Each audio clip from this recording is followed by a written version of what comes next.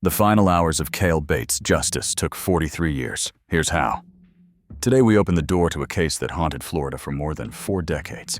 Imagine waiting 43 years for justice. That's what one family endured after losing a beloved wife and daughter on what seemed like an ordinary workday. Renee White was just 24 years old when her life was taken, and the man responsible, Kyle Bates, would spend nearly half a lifetime fighting the system before facing the state's final sentence.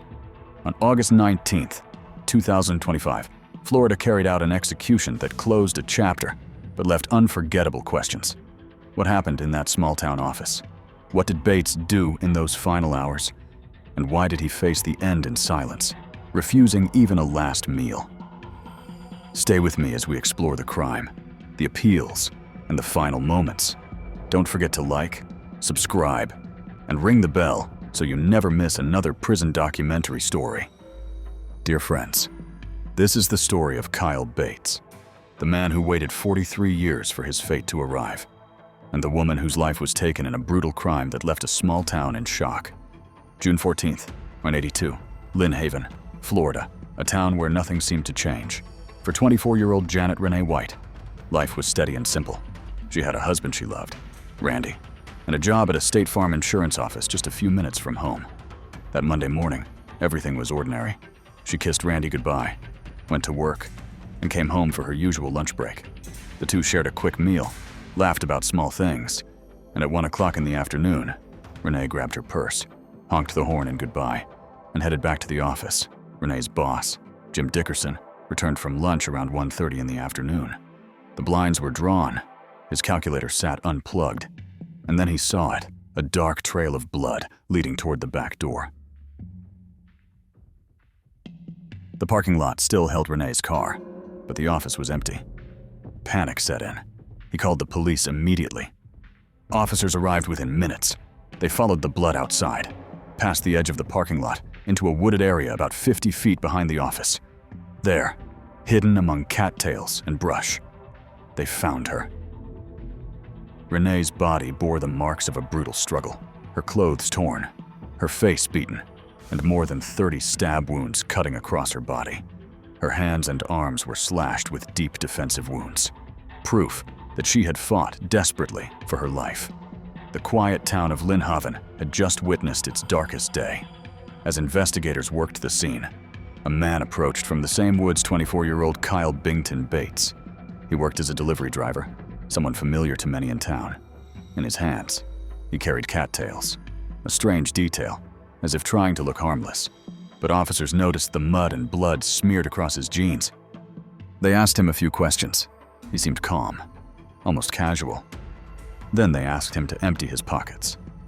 Out came a wedding ring, Renee's wedding ring. That single detail shattered every lie Kyle had rehearsed. At first, he said he parked behind the office to avoid his boss. Then he said the blood came from his gums after being punched by a white man he claimed had attacked Renee. Later, he told a story about Renee spraying him with mace and accidentally stabbing herself during a struggle. Each version contradicted the last, but they all ended the same way Kyle alone, standing over a woman who had been stabbed dozens of times. The case went to trial in 1983, and prosecutors wasted no time painting a picture of rage and violence. They presented the bloody clothing, the DNA, and above all, that stolen ring. They told the jury about the sheer brutality of the crime Renee stabbed more than 30 times, her final moments filled with terror. The defense tried to save Kyle from the death penalty. They claimed he was a man with limited intelligence, someone incapable of planning such a horrific act. They argued he had grown up under pressure, that his mental capacity was stunted. But when Kyle took the stand, his testimony crumbled just like his stories had in the interrogation room. The jury deliberated for only a few hours. Their verdict guilty of first-degree murder, kidnapping, armed robbery, and attempted sexual battery. When it came time to decide his sentence, they didn't hesitate. Death for Renee's family. That verdict brought a measure of relief, but they had no idea the fight wasn't over, not even close. Kyle Bates would become one of the longest-serving death row inmates in Utah history. Almost immediately, his attorneys launched a series of appeals that would stretch for decades. They argued his IQ was low, hovering near the threshold for intellectual disability. They claimed his original trial had been flawed, that his lawyer was ineffective, and that jurors hadn't been fully informed about his mental state. The courts listened at least enough to send the case back for resentencing. Not once, but twice. Each time, a new jury heard the arguments. Each time, the verdict was the same. Death. For Renee's family, each appeal felt like reopening a wound. Every hearing dragged them back to that June afternoon, to the image of a bright young woman whose life had been stolen. For them, justice was never swift. It was a waiting game, a cruel one that lasted 43 years. August 19th, 2025. Florida State Prison. Kyle Bates woke up around 5:15 in the morning. The morning was quiet, like any other day on death row. But this wasn't any other day. A death warrant signed by the governor had made this his last. He was offered a special last meal, a tradition for those about to die. Many choose comfort foods: fried chicken, burgers, steak. Kyle chose nothing. He declined everything. Perhaps a sign of resignation, perhaps defiance. Instead, he spent his last hours with 3 family members: his daughter, his sister, and his brother-in-law. The conversation was short, subdued. They were saying goodbye, not just to a man, but to decades of waiting.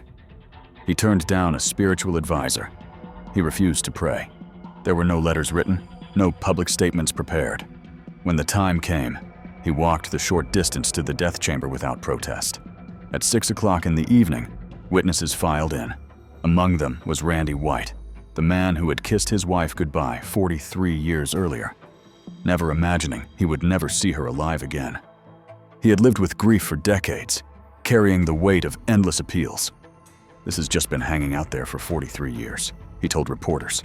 "I thought it might never happen." Inside the chamber, Kyle lay strapped to a gurney. Thick leather restraints crossed his chest, arms, and legs. The intravenous lines were secured. The room fell silent as the warden asked the final question. "Do you have any last words?" Kyle gave none. No apology, no explanation, just silence. At 6:17 in the evening, the chemicals began to flow. Within minutes, his chest rose and fell in shallow bursts, then stilled. At 6:27 in the evening, the warden read the official pronouncement: Kyle Bington Bates, age 67, was dead. For Renee White and the family who had waited half a lifetime, justice had not come easily. It had come through decades of courtrooms, paperwork, and postponed dates. But as they walked out of Florida State Prison that night, they carried something they hadn't felt in years: closure. Not joy, not victory, just a quiet end to the longest chapter of their lives. In the end, friends. The story of Kyle Bates closes not with a bang, but with the quiet hum of machines and the slow tick of time finally catching up. 43 years passed between the summer afternoon when Renee White's smile lit up a small Florida office and the moment her killer's chest rose for the last time. For her husband, Randy, those decades were filled with grief, frustration, and endless hearings, a weight that never let go. For Bates, the silence of his last day said it all. No plea, no explanation, just a life consumed by choices that could never be undone. Tonight, as the lights dim at Florida State Prison, we are reminded that justice may take years, but it does not forget. Let's keep Renee's memory alive and learn from stories like this. If this moved you, subscribe, share, and stay with us for more true prison documentary stories.